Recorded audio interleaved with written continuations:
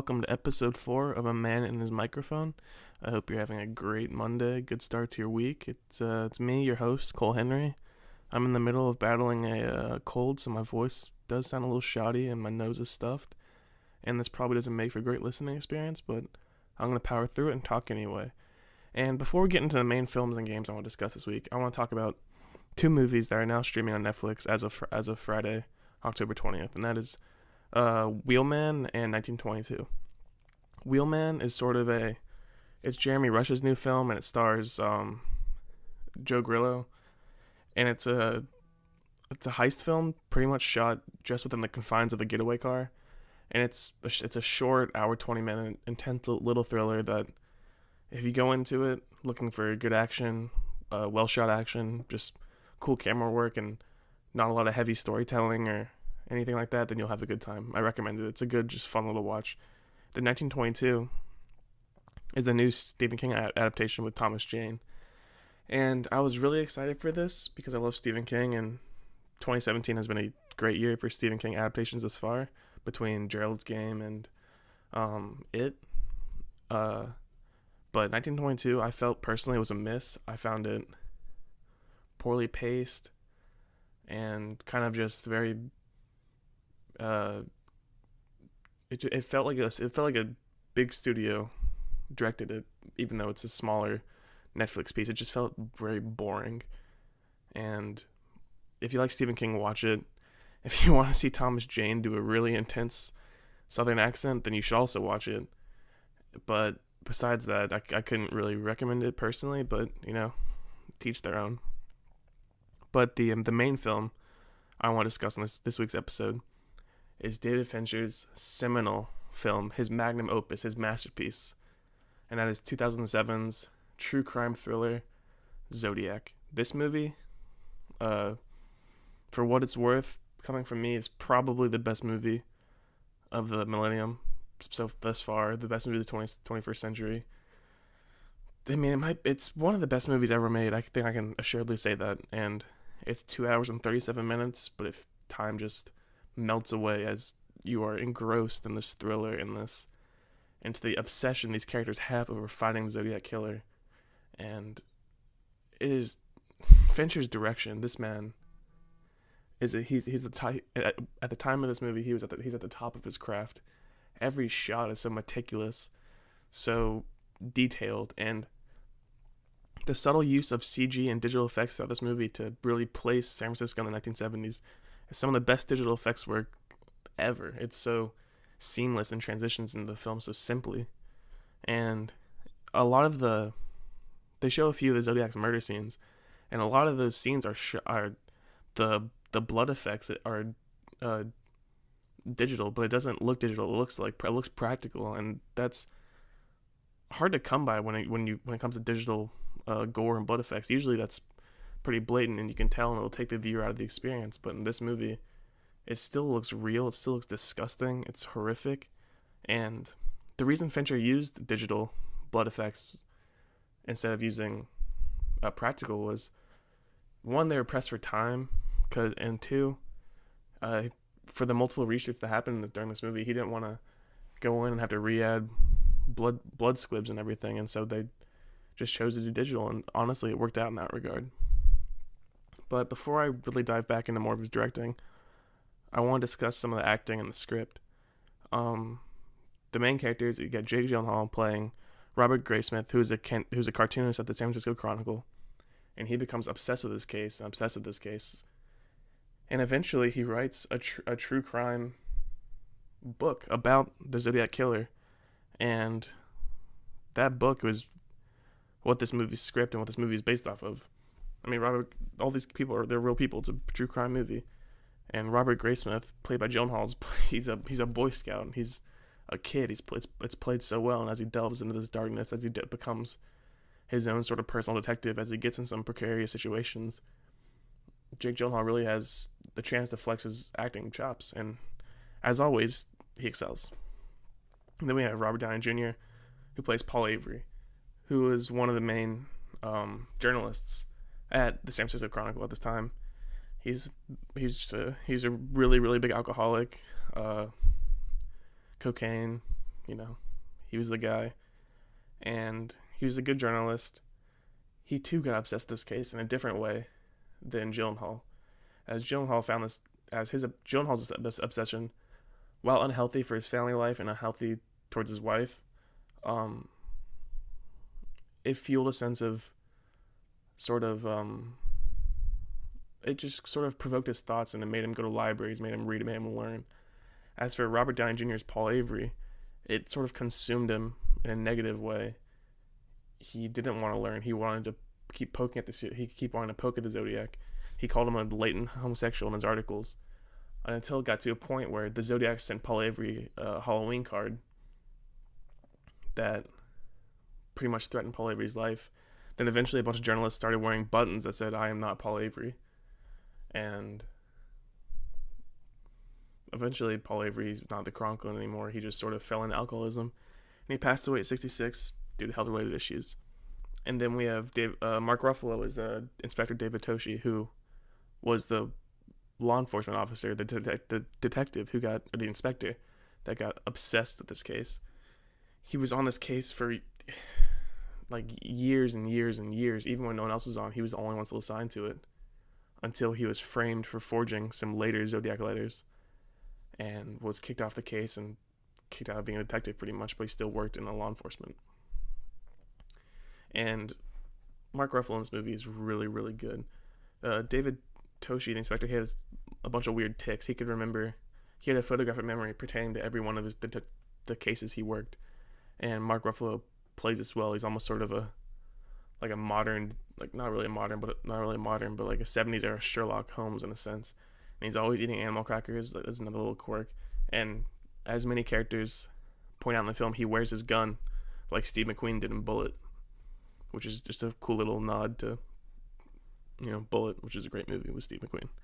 And honestly, the best performance in the movie probably is John Carroll Lynch's 5 to 9 minute cameo as Arthur Lee Allen.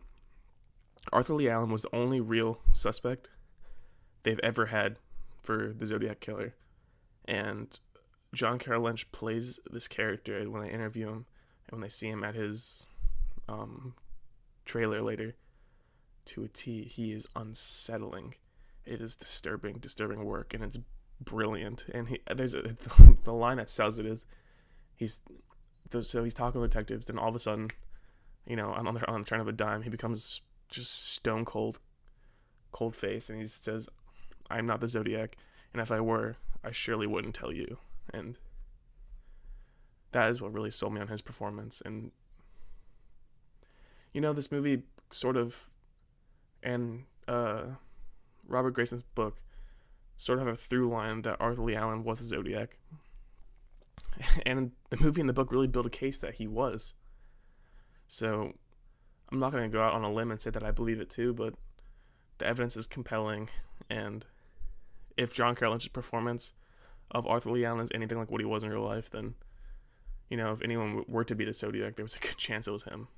And, the acting just overall in this movie is what really sells it. It's 2 hours and 37 minutes. You can, in order for this movie to stay compelling, it needs good actors, it needs good characters, it needs good dialogue.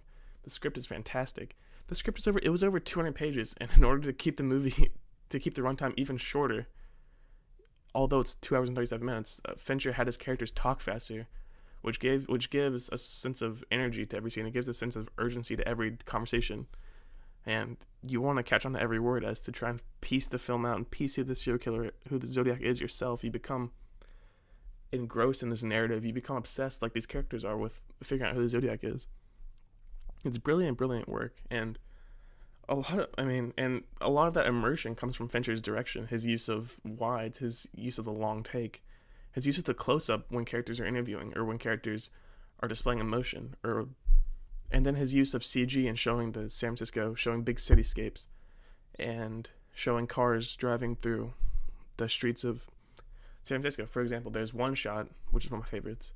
It's right before the taxi killing scene with the Zodiac. It's where there's an overhead shot of a CGI car turning in various streets in San Francisco, and you can sort of tell it's CG, but it looks beautiful. It's fantastic work. And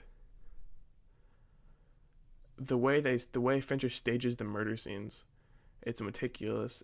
The characters wear the actual clothes. The people who died wore. They studied so much for this film. There's so much went into it, and the murder scenes, they're scary. They're horrifying. It's some of the, while not, there isn't copious amounts of gore. No heads or limbs are flying. No buckets of blood are going away. But it's still, personally, some of the most horrific sort of death scenes I've ever seen in a movie, because it was real. This happened. These scenes happened beat for beat. They studied the murder. They studied the case files for how these murders happened, how a certain person died on their side, and they show that it's all, the details all done to a T. Fincher is obsessive. He's obsessive in everything he does. You can see it through all of his work, and it is at the most obvious in Zodiac, because everyone was obsessed with the Zodiac, and in a sense, you get that Fincher is also obsessed with the Zodiac. So he created this world for these obsessive characters to exist in, to fluctuate, to ebb and flow with the times, to just want to get answers. They wanted one answer. Like Robert Graysmith says at the end, he says his wife, or ex-wife at the time, asks, "When are you going to be done with this?" He pretty much says, I don't know. He pauses, he displays emotion, then he says, "I'll be done with this when I look him in the eye and I know it's him." And it's just powerful. It truly is. And I couldn't recommend Zodiac high enough. I will fight for this movie forever, which I probably don't have to fight for, because I think everyone agrees that it's a masterpiece. But I will sing this movie's praises till the day I die, and it's on Netflix. It's on any streaming service. Personally, I recommend picking up on Blu-ray to see it at its highest quality, to get some awesome behind-the-scenes stuff. Seeing the detail, the amount of meticulous boots-on-the-ground work they put into making this movie, it shows through them. It shows. The movie the attention to detail was so meticulous. The sense of wonder, the sense of wanting to find answers, it's also palpable that after this movie was made, the case was reopened, and it's still open. And the only suspect they have still is Arthur Lee Allen, who has since passed away. So, for what it's worth, we'll never find out who the Zodiac was, but I guess that's part of the allure to it all. Is it's one of America's, I don't want to say greatest mysteries, because lives are lost, but it's one of America's most compelling mysteries. It's one of our scariest mysteries. It is sort of in many ways, the Zodiac killings were a sign of the times. They embodied the fear and the anger that sort of the American populace felt at the time in a post-Vietnam, pre-Reagan era, and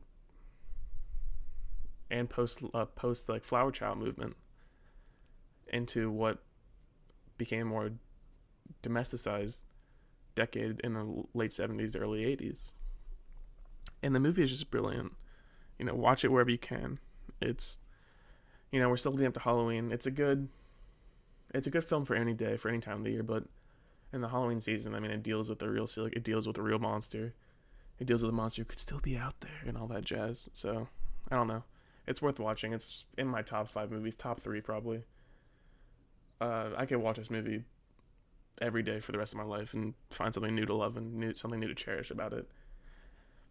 Set aside some time. It's 2 hours and 37 minutes, so it's a commitment, but it doesn't feel like a commitment. It feels like it's just brilliant. I can't recommend it enough. So go watch it, and we'll transition poorly, as always, into the game segment of the show. And there's 2 I want to talk about. Neither of them are new. I haven't had a lot of time to play new games lately, but Wolfenstein comes out this Friday. So Friday's episode will probably go up a little later in the evening, as I have some time to dive into the first few hours of Wolfenstein, because I really want to discuss it. Hopefully spoiler free, but there might be some spoilers if I get a guest. But I really want to see what it has to offer. And Mario comes out Friday. I'll play Mario over the weekend as well, and we'll talk on that on next Monday's show. But the 2 games I want to discuss this week are Warhammer End Times Vermintide. It's on Xbox One. It's on PC. It's on PS4. It came out a year ago or so on consoles, and like 2 years ago on PC. It is a Left 4 Dead like game set in the Warhammer End Times universe, which if you don't follow Warhammer 40k, Warhammer 40k is the space like hard sci-fi, dark sci-fi version of Warhammer. Warhammer was it's a tabletop fantasy battle game. You build miniatures, you battle them, orcs, goblins, dwarves, humans, elves, the whole kit and caboodle. But Warhammer, as it were, as a fantasy game, ended, and to transition into what Warhammer Fantasy is now, which is Age of Sigmar, which is post the chaos, the evil winning, and the good trying to fight back. There was a period called the End Times, which were leading up to the apocalypse, the sort of retconning of the whole original Warhammer universe. And during the End Times, there was this race called the Skaven, which are like rat people, and that's where Vermintide takes place. It takes you through various villages, various towns, sewers, as you and 3 co-op partners complete objectives in a very Left 4 Dead manner, and just wiping out waves and waves of Skaven. There's different classes, there's different types.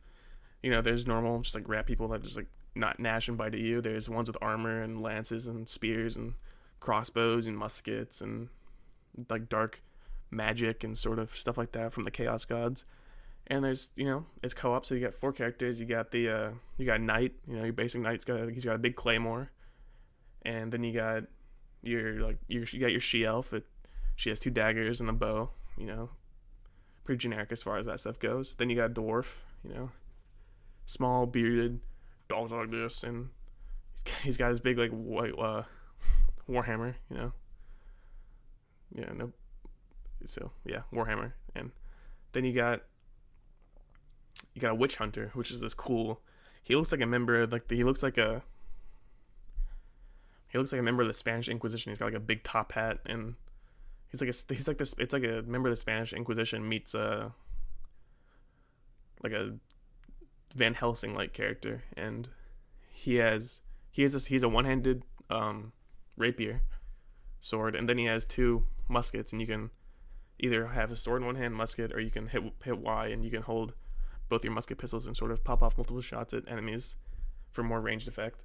And you walk through these towns and you complete objectives, you defend noblemen and etc. And it really, really requires teamwork, because this game is fucking hard. This game is really hard.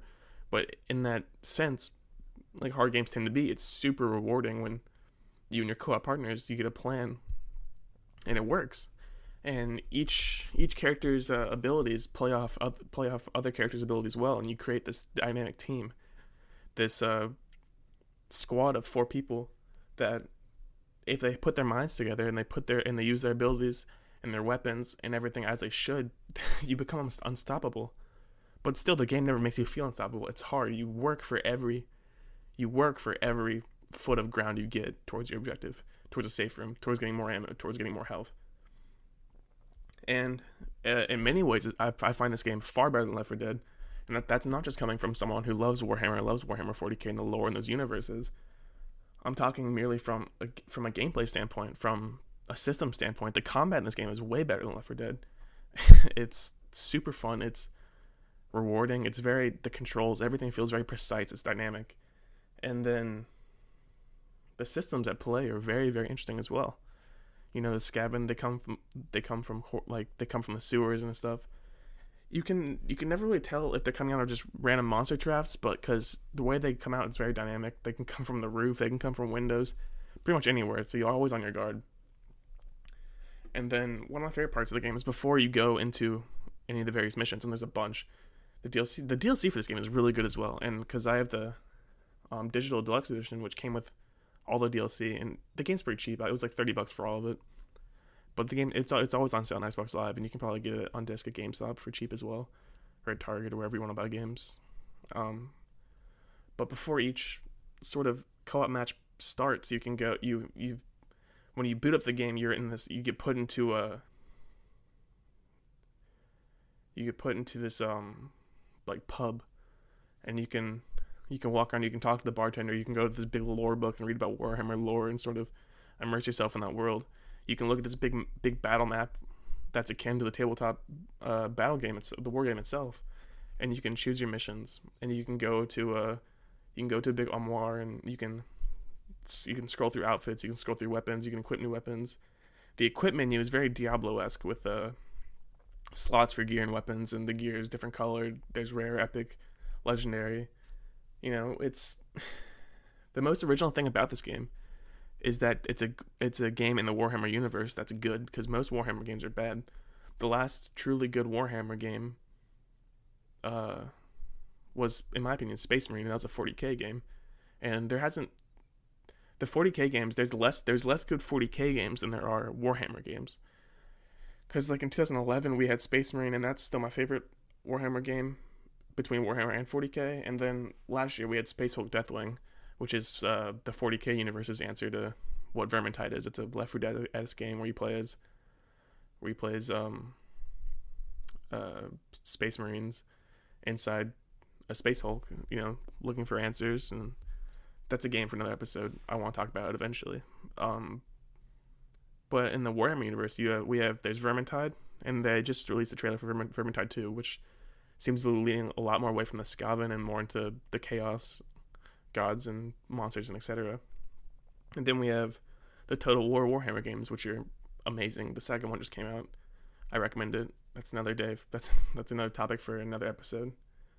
But the Warhammer End Times Vermintide, if you can pick it up. If you got friends who want to play a co-op game, I really recommend it. It's on Steam. It's everywhere. And it's super, super fun. But before we end this week, I wanted to also discuss another game on PC. This one's called, you've all probably heard of it, called Stalker, Call of Pripyat. It's the third Stalker game. And I just wanted to talk for like 2 or 3 minutes about this game's world. I don't know if I've ever been so immersed into a game's world. Despite the graphics being dated, despite the controls being clunky, it just feels real. It's so raw, and it's so visceral, and it's so scary. When you talk about earning every foot of ground in Vermintide, you talk about earning every inch of ground, every second of life you have in Stalker. It's Eastern Europe's answer to Fallout, and it's far more realistic. In many ways, it's a far better game than any of the Fallout games are. And, people have talked about this game far better than I would ever be able to. I really want to recommend Waypoint published an article about a week ago about Stalker and about the world and how it's so palpable and full of fear. And I highly recommend going to waypoint.vice.com and just typing in Stalker, and it'll come up with a bunch of articles about Stalker, and I just recommend reading them all. Because if you can't play the game, you can at least read those words and have a sense of how powerful that game's universe is. And with that all being said, I think that's going to be the end of this week's show. As always, we start in the show with a song, the same song, and this week it's Dumb Surfer by King Cruel, because his new album, The Ooze, just came out, and King Cruel is one of my all-time favorites, and this song is awesome. So enjoy it at the top of the show, enjoy it at the end of the show. As always, you can tweet questions at AMAAM Podcast or at myself at ColeHenry19. I'll answer them on air. They can be about games, they can be about anything you want, they can be about movies, they can be about life, they can be about what my favorite food is, they can be about what my favorite color is, answered. Ask anything, I don't really give a shit, and I'll answer it. But, enjoy your Monday, enjoy your week. I'll be back talking to Mike again on Friday, so I'll see you guys then. Thanks for listening.